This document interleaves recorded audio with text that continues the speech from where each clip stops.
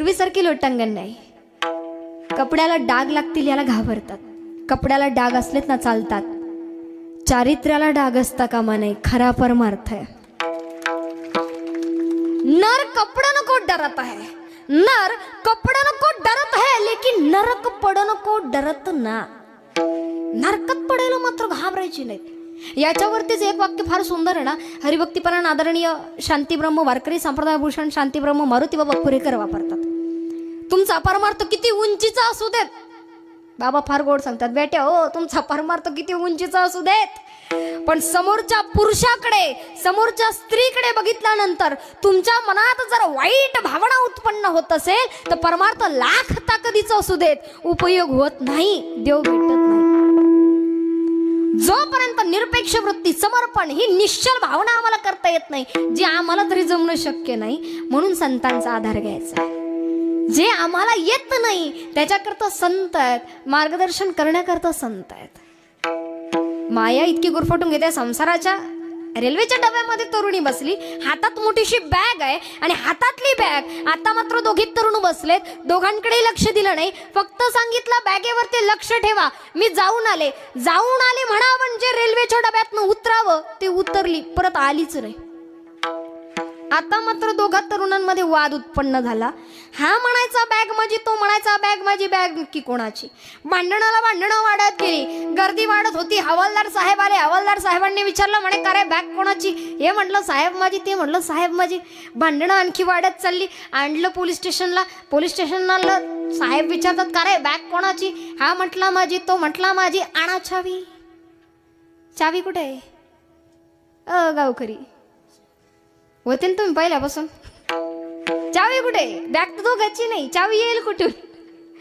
ते म्हटले साहेब भांडणामध्ये हरवली. हरवू देत, बॅगेचं कुलूप तोडू, पण आधी सांगा बॅगेत नक्की काय आहे. ज्याची असेल तो सांगेल. आता एकानं त्या तरुणीला अनुसरून 4-2 कपड्याला त्यांचं वर्णन केलं, दुसऱ्यानं लेकराच्या कपड्या सकट वर्णन केलं, बॅगेचं कुलूप तोडलं, आतमध्ये निघाला लहान बालकाचा मृतदेह. सांगा आता बॅग कोणाची. पाथरी बॅग कोणाची. जो म्हणाल माझी त्याला दुःख प्राप्ती. इथं माझं मुक्त होता परी बळे झाला घेऊन या छंद माझे. यांना किती आपलंसं म्हणत झालं तर कधीतरी दुःख प्राप्ती होणार आहे. त्याला आपलंसं म्हणायला शिका, तो त्रासच देत नाही कधीच नाही. पंढरपुरामध्ये यावं, वारी करता निघावा, ऊन नाही, वारा नाही, पाऊस नाही, तहान नाही, चिखल तुडवत वारकरी पंढरपुराच्या दिशेने येतो. आणि कौतुक म्हणजे इथून सगळ्या पुढच्या भागातल्या लोकांचं आहे बरं. आमच्या भागात तरी पाऊस लागतो, पण इकडच्या पट्ट्यात ना अगदी त्या खानदेश जळगावापर्यंतची सगळी आदरणीय सगळीच वारकरी माणसं कौतुक आहे. अहो झाडं सुद्धा लवकर भेटत नाही, रस्त्याच्या कडेला उन्हात आणत बसतात, पायाला चटके बसतात, पण पांडुरंगाची ओढ इतकी नका नाही जाणवत ते सुद्धा. एवढं सगळं त्याच्या प्रेमा खातर करत येतात.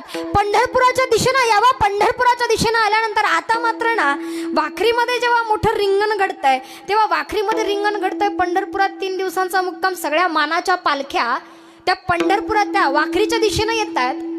वाखरीमध्ये माऊलींचं मोठं रिंगण झालं. सगळा आनंद सोहळा आम्ही घेतलाय. आता मात्र सहभागी झालो, आनंद घेतला. आता निघायचं, पांडुरंगाच्या दर्शनाकरता निघायचंय.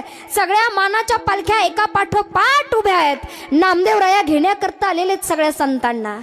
नामदेवराया आहे, आदिशक्ती मुक्ताबाई आहे, श्री चांगदेव आहेत, श्री संत जनाबाई आहे, श्री सखूबाई आहे, किंवा त्या ठिकाणी असणारे नामदेवराया असतील, श्री संत एकनाथ महाराज असतील, सोपान काका आहे, निवृत्ती दादा आहे, सोपान काका आहे, किंवा जगद्गुरु तुकोबाराय आहे. सगळ्यात शेवटी माऊली ज्ञानोबारायांची पालखी आहे.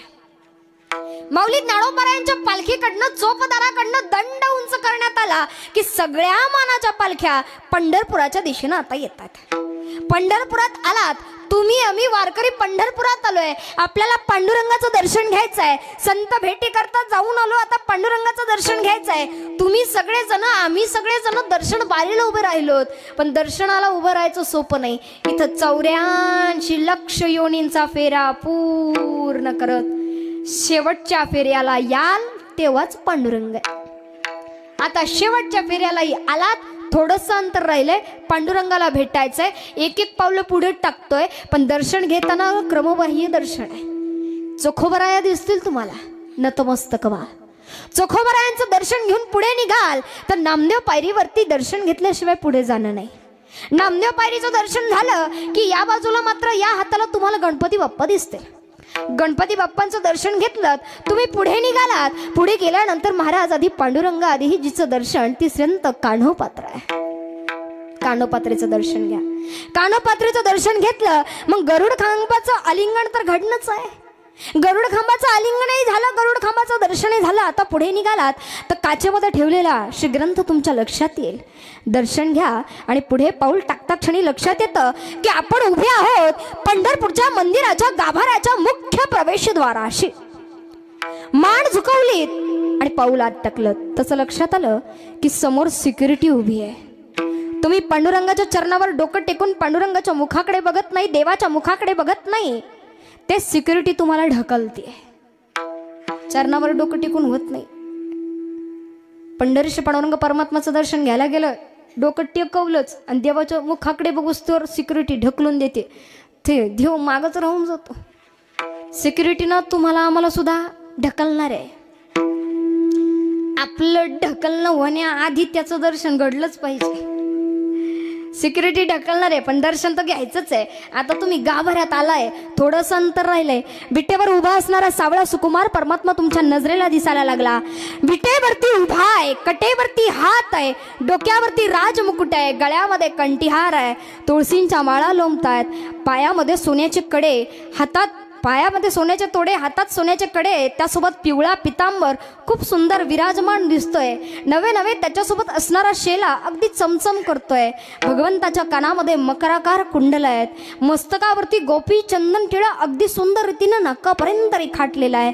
मधोमध बुक्क्याचं बोट आहे आणि त्यावरती सुंदर असं तुलसीपत्र रेखीवपणे ठेवलेलं आहे. नवे नवे सावळा सुकुमार परमात्मा विटेवरती खूप शोभायमान दिसतोय.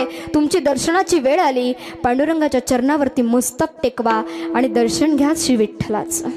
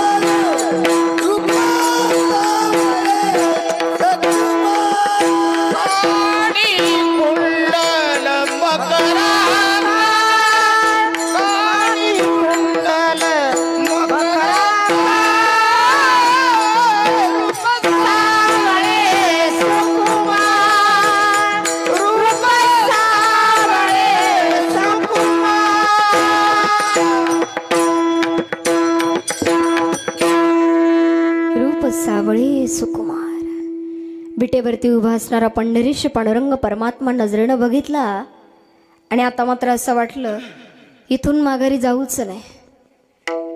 ज्याने खरंच भक्ती केली ना त्यानं भगवंताला बघावं तर आपोआप डोळे भरून येतात.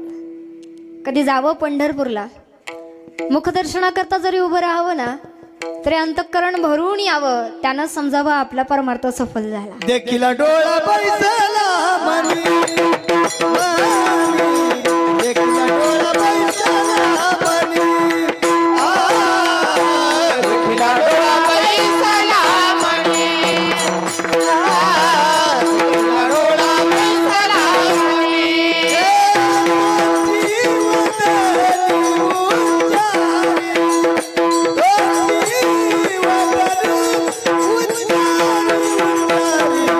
देखील डोळा बैसला मनी,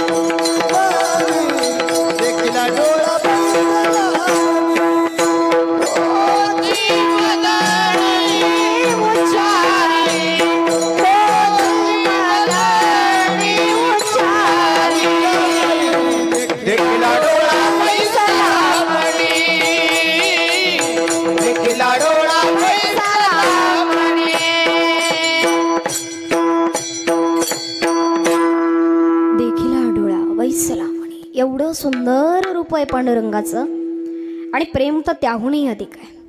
लावण्य तर आहेच आहे. ब्रह्मांडातलं उत्तम सौंदर्य निर्माण करायचं ठरवलं होतं ब्रह्मदेवांनी, तेव्हा चंद्रावरची साधी बचकभर माती वापरली होती. चंद्रावरच्या साध्या बचकभर मातीनं जर या ब्रह्मांडातलं उत्तम सौंदर्य तयार होत असेल, तर माझ्या पांडुरंगाच्या मुखावरती लाखो करोडो चंद्रच आहेत. त्याचं लावण्य किती आहे. तुझी ये निढळी कोटी चंद्रप्रकाश. आणि प्रेम तर त्याहूनही अधिक आहे. पांडुरंगाच्या मस्तकावरती गोपीचंदन टिळा मी बघितलाय. श्री पंढरीनाथ पंढरीश पांडुरंग परमात्मा गोपीचंदन टिळा बघितलाय, आणि मधोमध बुक्क्याचं बोट आहे. ते बुक्क्याचं बोट का कशा करतात माहितीये. तुम्ही आम्ही यावं पंढरपूरला, वाट बघावी देवाची. देवाला आवडत नाही माझा भक्त असा तासन तास उपाशी पोटी ताटकळत उभा आहे. पण नाईलाज आहे, लाखोंच्या संख्येनं वारकरी येतात, उभं राहणं आलंच, वाट बघणं आलंच. पण सगळे निघून जातात. रात्रीच्या प्रहराला झाडलोट करून सगळं बाजूला लावलं जातं. मंदिरात स्वच्छता केली जाते, शेजारती केली जाते, देवाला निजवलं जातं. पण निजत नाही देव, झोपत नाही पांडुरंग. तो सगळ्याला झोपी लावितो आणि मग विटेवरनं खाली येतो. आणि दिवसभर वारकऱ्याच्या पायाखालची धूळ, आपल्या पायाखालची धूळ जी झाडून लुटून बाजूला लावलेली असते, त्यातनं एक बोट उचलतो आणि स्वतःच्या मस्तकावरती लावतो. काय प्रेम आहे माझ्या पांडुरंगाचं. आपलं आहे त्याच्यावर तेवढं. चरणीची राज वंदी सुळ पाणी, नाचत चरणी शांती माता, नाचत चरणी शांती माता. चरणीची राज वंदी सुळ पाणी,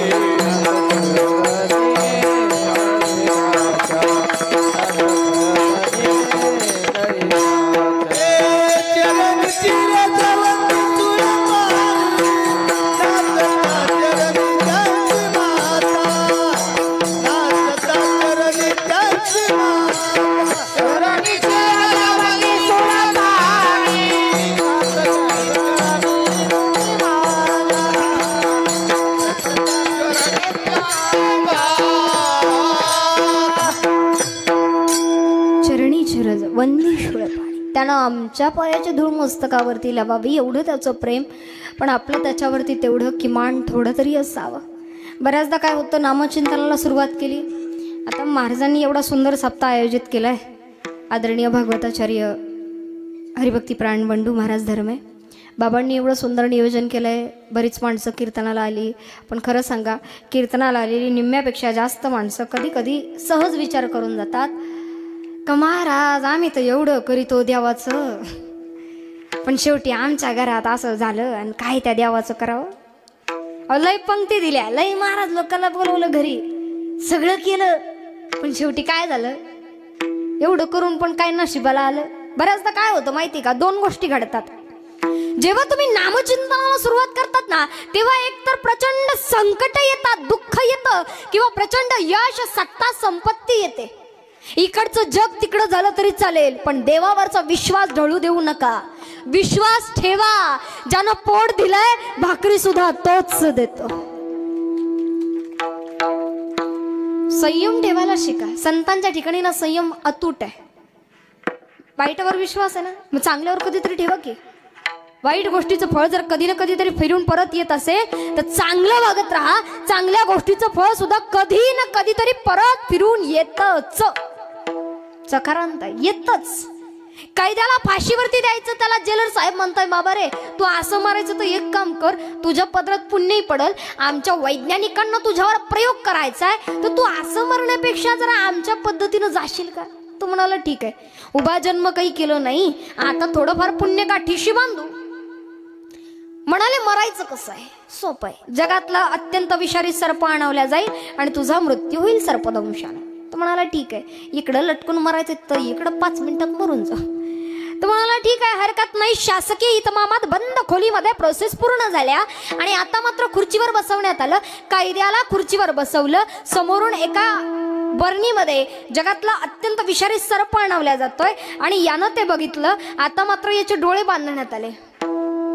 लटकून मरताना फाशीवर देताना डोळे बांधतात ना, तसं नाही. पण असं तर आहे, शासकीय मरण आहे. डोळे बांधले. डोळे बांधता क्षणी हातात सर्प घेतलेला माणूस बाजूला झाला आणि दुसरा माणूस उभा राहिला ज्याच्या हातात फक्त 2 सेफ्टी पिन आहेत. हात पुढे केला गेला, याचा सेफ्टी पिना टोचवल्या गेल्या. हा माणूस बाजूला झाला. पाहता पाहता 5 मिनिटाच्या अवकाशात हा माणूस खुर्चीवरनं कोसळला. मृत घोषित करण्यात आलं. पोस्टमॉर्टम केला गेला. पोस्टमॉर्टमच्या रिपोर्टमध्ये कळालं का याच्या शरीरात त्या जगातल्या अत्यंत विषारी सर्पाचं विष आढळून आल्यानं याचा मृत्यू झाला. पण साप चावला का? ओ पाथरी, नक्की साप चावला. टोचवले फक्त 2 सेफ्टी पिना. मग विष आलं उडून. हा घोटाळा झाला कसा? याच्या शरीरानं, याच्या मनानं ते बघितलेलं, ऐकलेलं. शरीराची तयारी झाली, मनाची तयारी झाली. साप चावणारे, मारणारे. डोळ्यानं बघितलं साप आलाय. आता मात्र डोळे जरी बांधले गेले ना तरी सुद्धा स्पर्श ज्ञानानं कळलं, हे बघ साप चावला. मनानं आज्ञा दिली, साप चावला, आता मर. मनानं आज्ञा दिली तर जगातलं अत्यंत विषारी सर्पाचं विष जे अशक्य कोटीतलं होतं ते सुद्धा शरीरानं निर्माण केलं. मग विश्वास ठेवा, मनानं चांगल्या आज्ञा शरीराला द्यायला शिका. जर चांगल्या आज्ञा मनानं शरीराला दिल्या मग शक्य कोटीतल्या चांगल्या गोष्टी का नाही घडणार? वाईट घडू शकतं त्याच्यावर एवढा विश्वास आहे, मग चांगल्यावर का नाही? संत करतातच ते. आमचं मन परिवर्तन करण्याचं काम करतात. आम्हाला स्वतःसारखं काम, क्रोध, मोह, मद, मत्सर इत्यादी विषय, विकार, वासना अंतःकरणातनं काढून टाकून ते निर्मळ करण्याचा प्रयत्न करतात. आणि हे करत असताना ना कुठलाही भेदाभेद पाळत नाही.